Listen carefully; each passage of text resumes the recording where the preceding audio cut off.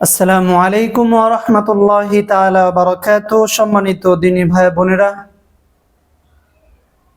আজ আমি বাইতুল মুকাররমের যে ঘটনা, এই ঘটনাটা উল্লেখ করার পূর্বে যে একজন দায়ীর কি কি গুণাবলী থাকা দরকার, কি কি গুণাবলী একজন দায়ী থাকতে হবে। আমার রাসূল দায়ী ছিলেন, আল্লাহ তাআলা তাকে দায়ী হিসেবেই এই দুনিয়াতে প্রেরণ করেছেন। রাসূলের দায়িত্ব ছিল আল্লাহ তাআলা তাকে যে মেসেজগুলো দিয়েছেন সেই মেসেজগুলো জাতির কাছে সঠিকভাবে পৌঁছিয়ে দেওয়া, যেটা রাসূল করেছেন, সাহাবীরাও করেছেন। এরপরে সাহাবীদের পরবর্তী প্রজন্ম যারা ছিল তারাও যথাযথভাবে পালন করছেন। আমরাও এখন যারা দায়ী আছি, দ্বীনের কাজের সাথে সম্পৃক্ত, আমরাও এখন দ্বীনের কাজ করছি, কিন্তু রাসূলের সাথে আমাদের তফাৎ কোথায়?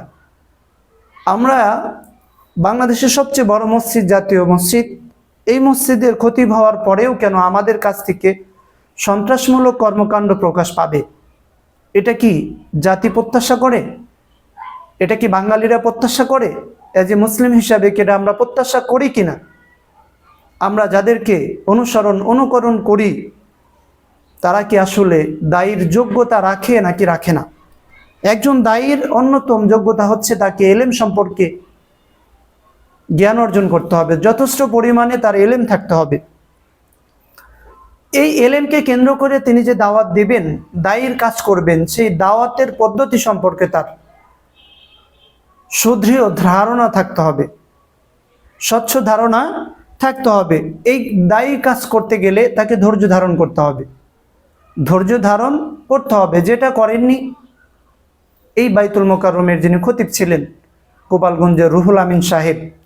তিনি তার অধৈর্যের পরিচয় দিয়েছেন, যেটা আলেমের শান না, একজন দায়ীর কাজ না। এরপরে হচ্ছে তার চরিত্র উত্তম হতে হবে।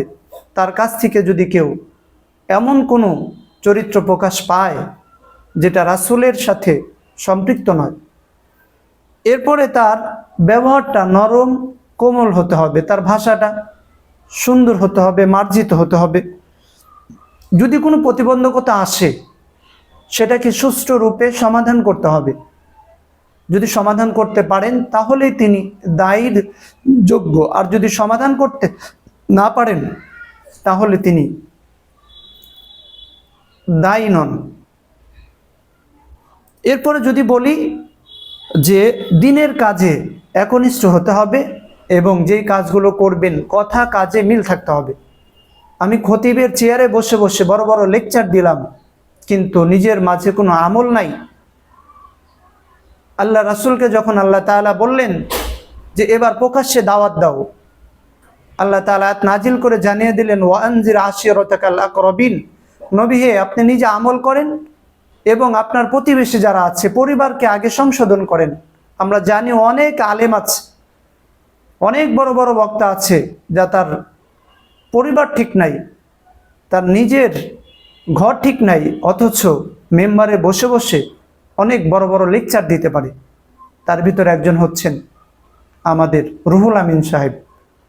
তিনি জাতীয় মসজিদের একজন খতিব হয়ে কিভাবে এরকম জঘন্যতম একটা কাজ করাইতে পারেন, যে ছাত্রদেরকে, নিষ্পাপ ছাত্রদেরকে গোপালগঞ্জ থেকে গাড়ি ভাড়া করে এনে তাকে সেখানে খতিবের দায়িত্ব পালন করতে হবে, অথচ তিনি 5 তারিখের পরে এখান থেকে চলে গেছিলেন। তিনি কেনই বা চলে গেলেন, কেনই বা আবার আসলেন? এই জবাবদিহি থাকতে হবে, করতে হবে তাকে। যারা ইন্টারিম গভর্নমেন্টের যারা ধর্ম উপদেষ্টা আছেন, আমি তাকে বলবো যে আপনি তাকে জিজ্ঞাসা করেন সে কেন এরকম জঘন্যতম একটা কাজ করলো, যেটার দ্বারা বাংলার যে আলেম সমাজ আছে আজকে লাঞ্ছিত হচ্ছে, অপমানিত হচ্ছে, আলেম সমাজকে অপমান করা হয়েছে। তার কি উদ্দেশ্য ছিল আলেম সমাজকে অপমান করা? যদি এই উদ্দেশ্য থাকে তাহলে তাকে কঠিন শাস্তি দিতে হবে, কঠিন শাস্তি দিতে হবে। আবার যেই আলেমটা ওখানে খতিব হিসাবে গেছে তারও এটা বোঝা উচিত ছিল এটা জাতীয় মসজিদ, এখানে যাতে করে কোনো ধরনের সংঘর্ষ না হয়। যদি সংঘর্ষ হয় এই মসজিদের পবিত্রতা রক্ষা হবে না, এটা আলেম সমাজের মান সম্মান চলে যাবে। এটা রাসূল সাল্লাল্লাহু আলাইহি ওয়াসাল্লামের যে দায়ী ছিলেন, এটা শুধু আলেমের বদনাম না, আমার রাসূলের বদনাম হবে। এই জন্য যারাই এখানে জড়িত আছে, দুই গ্রুপ, দুই গ্রুপকে শাস্তির আওতায় আনতে হবে। কেন তারা মসজিদের ভিতরে এই জঘন্যতম হত্যাকাণ্ড চালালো, সন্ত্রাসী কর্মকাণ্ড কেন মসজিদে তারা করলো? তাদের উভয় দলকেই এই বিচারের সম্মুখীন হতে হবে। যদি না হয় তাহলে বাংলার জমিনে প্রত্যেকটা মসজিদে এরকম সন্ত্রাসী কর্মকাণ্ড হতেই থাকবে। আপনি যদি অনন্য ধর্মাবলম্বী যারা আছে তাদের উপাসনালয় দেখেন, তাদের মাঝে কি কোনো দিন আজ পর্যন্ত মারামারি, হত্যাকাণ্ড এগুলো দেখেছেন? দেখেন নাই। কিন্তু আমরা কেন করছি এগুলো? এটা কি রাসূলের শান, রাসূলের মান? এটা তো রাসূলের শান না। এই জন্য আলেম সমাজ আজ অন্ধ হয়ে গেছে। তারা দুনিয়া চায়, তারা কিভাবে বাড়ি করবে, গাড়ি করবে, তাদের ধান্দা একটা, এছাড়া আর কিচ্ছু না। আমার রাসূল যেই উদ্দেশ্য নিয়ে দিনের খেদমত করেছেন, তিনি দায়ী হয়েছিলেন, তার কাছ থেকে আজকে আলেম সমাজ সরে গেছে। প্রত্যেকটা আলেমের মাঝে অহংকার চলে এসেছে। ভালো আলোচনা পড়লেই তার যে এত উদ্ধতপূর্ণ আচরণ ভাষায় প্রকাশ করার মতো না। প্রত্যেকটা আলেম আজ মসজিদের মেম্বারে বসে তাদের মুখ থেকে যে জঘন্যতম যে কথাগুলো বের হয়, বাজে কথাগুলো বের হয়, এটা আলেমের শান না, আমার রাসূলের শান না, এটা সাহাবীদের শান না। কিছু পাপিষ্ঠ আলেম আছে যারা এই মসজিদের চেয়ারে বসে, মেম্বারের চেয়ারে বসে, এই দায়ীর চেয়ারে বসে তা অকথ্য ভাষায় মানুষকে, একজন মুসলমান আর একজন মুসলমানকে গালি দিচ্ছে।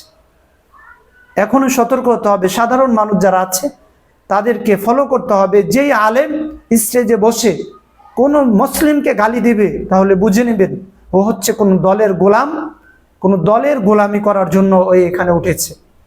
এই জন্য আমাদের সতর্ক থাকতে হবে। একজন আলেম কখনো কোনো মুসলিম অপরাধ করতে পারে, কিন্তু তাকে নিয়ে অকথ্য ভাষায় গালিগালাজ করতে পারে না।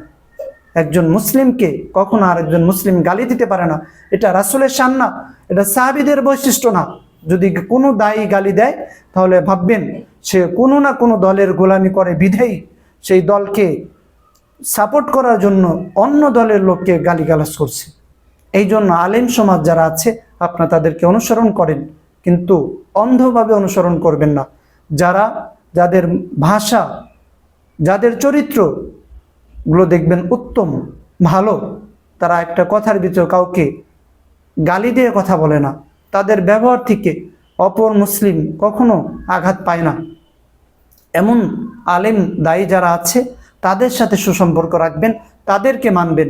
আমাদের যে বাইতুল মোকাররমের যে সন্ত্রাসী কিছু আলেম আছে, এই আলেমদেরকে আপনারা বয়কট করেন এবং বয়কট করতে থাকেন। দেখবেন বাংলার জমিন থেকে যে এই সন্ত্রাসমূলক যে আলেমগুলো আছে অচিরেই তারা বিদায় নেবে। আল্লাহ তাআলা যেন আমাদেরকে বুঝার তৌফিক দান করেন। আমিন। ওয়া আখির দাওয়ানা আনিল হামদুলিল্লাহি রাব্বিল আলামিন।